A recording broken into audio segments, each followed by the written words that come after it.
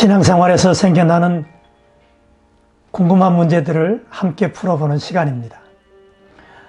오늘은 하나님이 과연 존재하시는가? 이런 문제를 생각해 보도록 하겠습니다.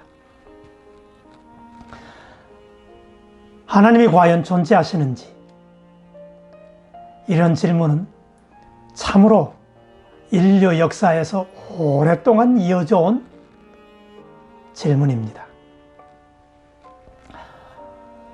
오래된 질문이라는 말 속에는 그만큼 찬성과 반대 등의 여러 가지 의견들이 팽팽하게 맞서 왔다는 뜻이기도 할 것입니다. 하나님의 존재 여부에 대한 생각은 그 사람의 삶의 모든 영역에서 매우 큰 영향을 미치고 있습니다. 하나님이 존재한다는 사실, 과연 어떻게 입증할 수 있을까요? 먼저는 사람이 가지고 있는 본성을 보면 하나님의 존재를 확인할 수 있습니다.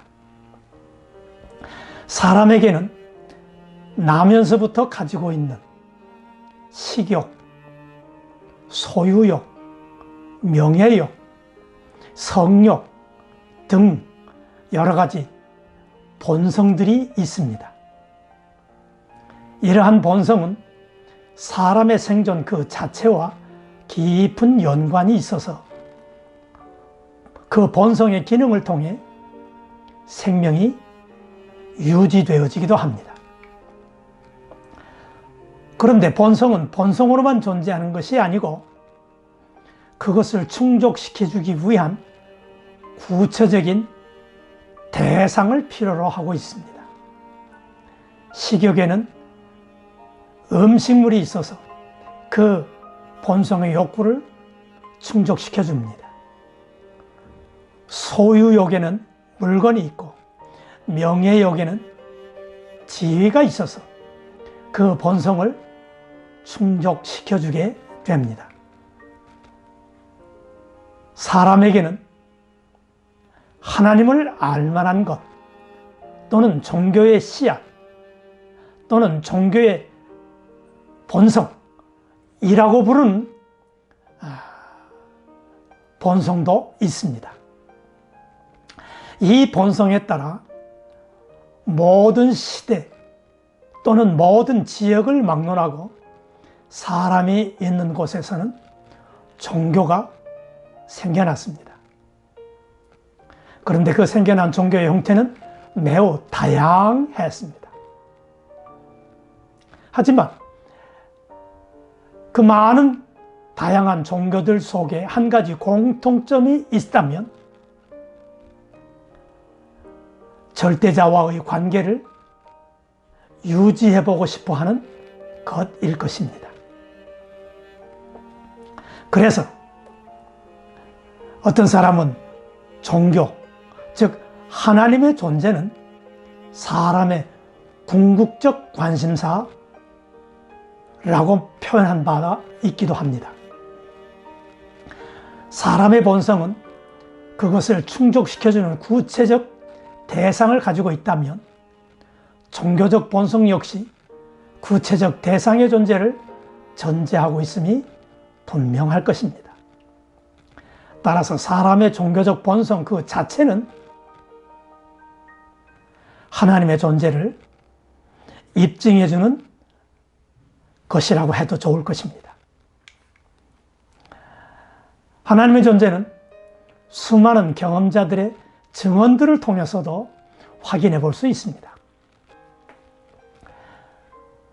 난파선을 타고 표로하던 사람이 우연히 한 섬에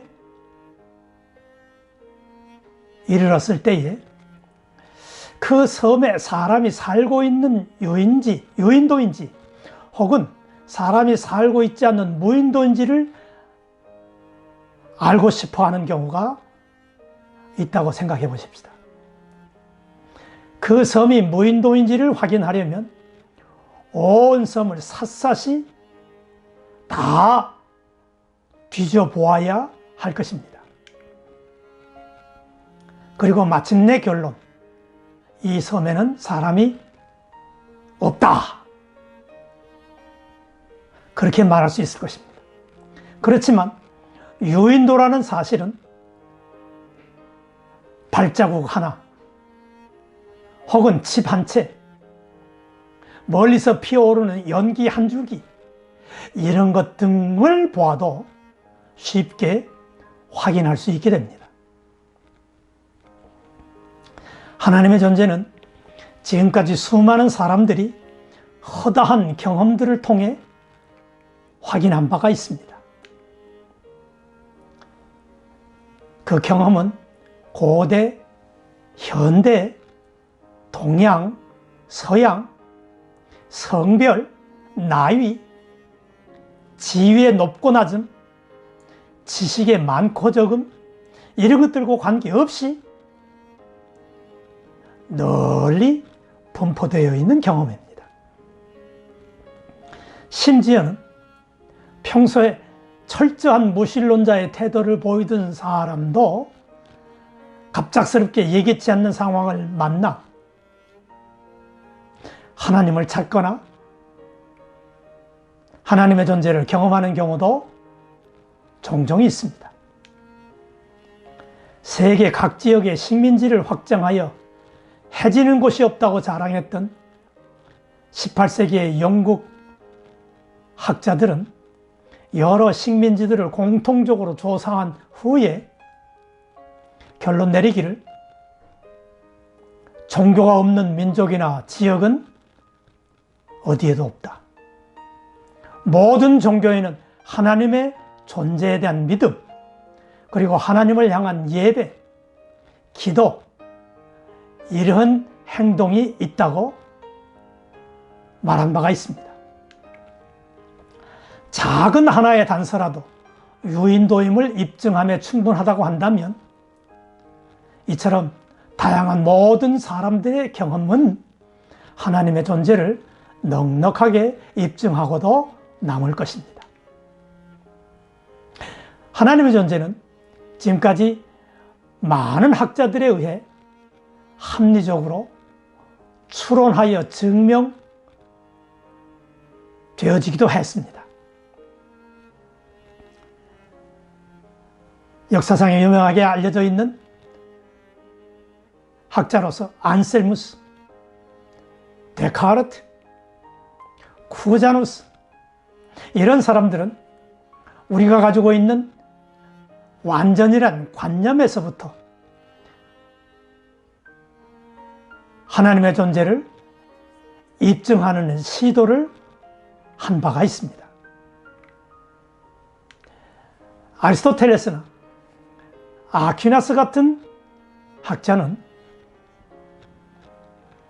모든 존재는 그 원인을 가진다는 사실에서부터 궁극적 원인자를 찾아가는 방식으로 하나님의 존재를 입증하려 한 바 있습니다.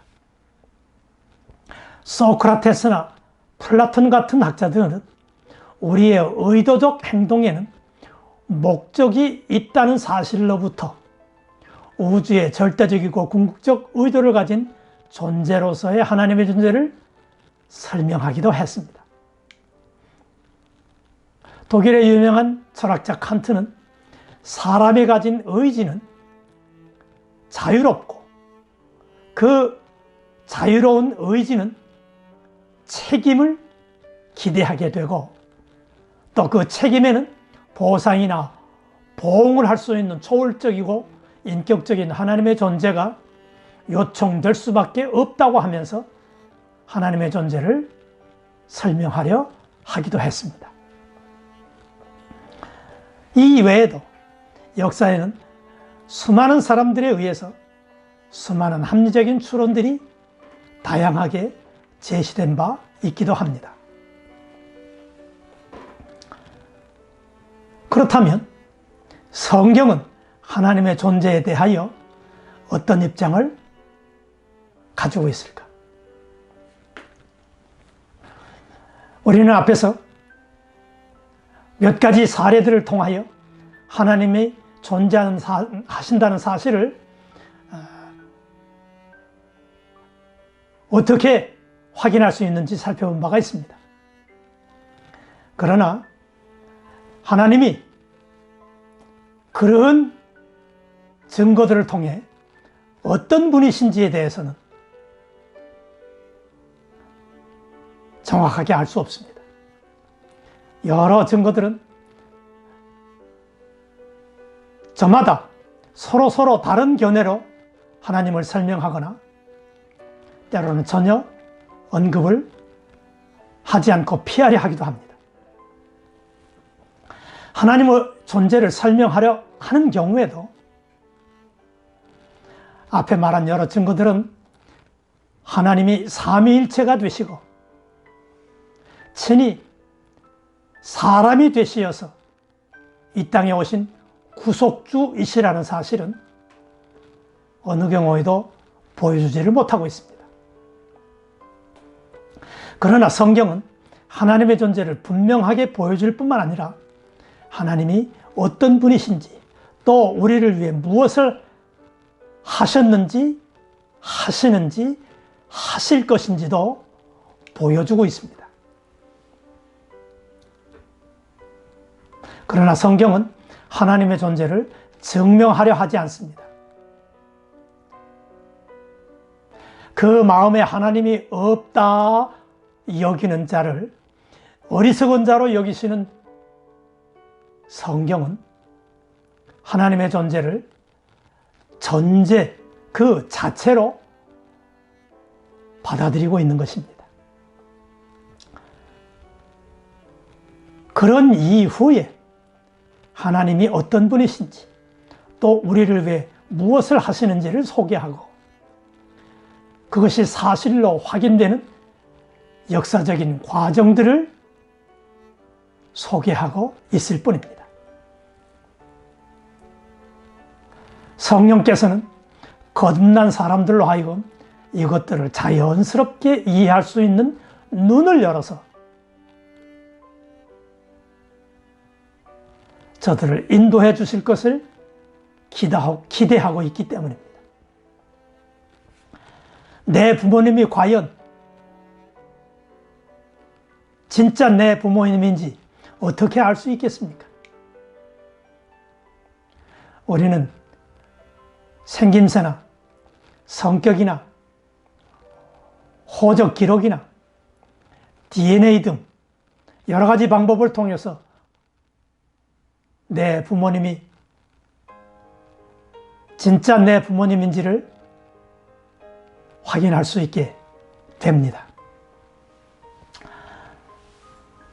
그러나 이것은 예외적인 경우이고 정상적인 가정에서는 부모님께서 주시는 말씀 한마디만으로 이분이 내 부모님이라는 사실을 충분하게 인정하여 받아들입니다. 이처럼 하나님의 존재와 하나님의 성품, 하나님의 의도, 이 모든 것은 그의 말씀의 기록인 성경만으로 넉넉히 입증되고도 남는 것입니다. 하나님의 자녀가 되어 점차 장성하여 가는 과정에서는 그 모든 것들이 합리적으로 또는 실증적으로 이해가 되어지고 확인되어지는 것을 경험할 수도 있게 될 것입니다. 감사합니다. 오늘은 여기까지 하겠습니다.